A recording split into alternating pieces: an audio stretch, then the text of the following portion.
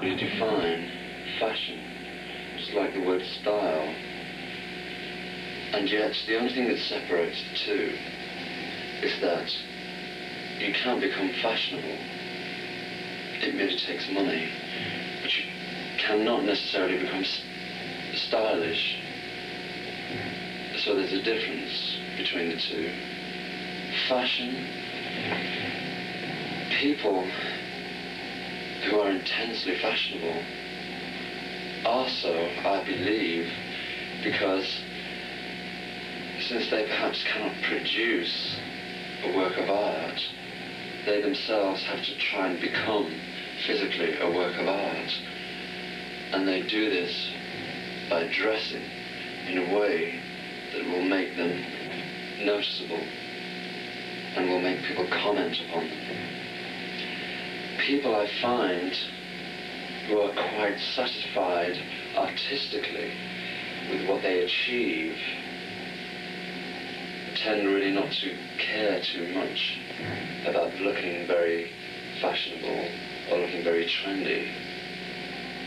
We could almost say that fashions are really the refuge of people who are almost slightly inadequate. People who are insecure tend to look about for role models. Similarly with clothes. Maybe not.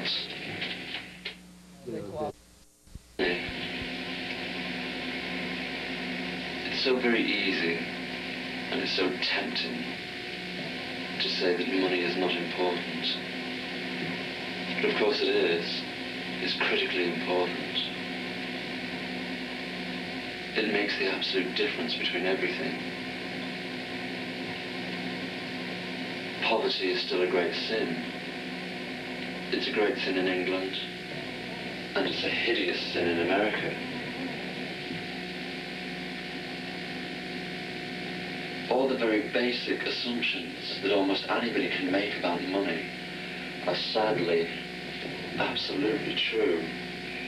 In my lifetime, I've been critically poor. I've lived in poverty. And now, I don't live in poverty. I'm not incurably wealthy. I'm not wealthy, in fact. But I do know that I'd rather have money, because the one thing that you can say about money is that it never, ever, ever makes things worse. It never makes life worse. So, money, I think I'd rather have it than not. To me, modern art means absolutely nothing.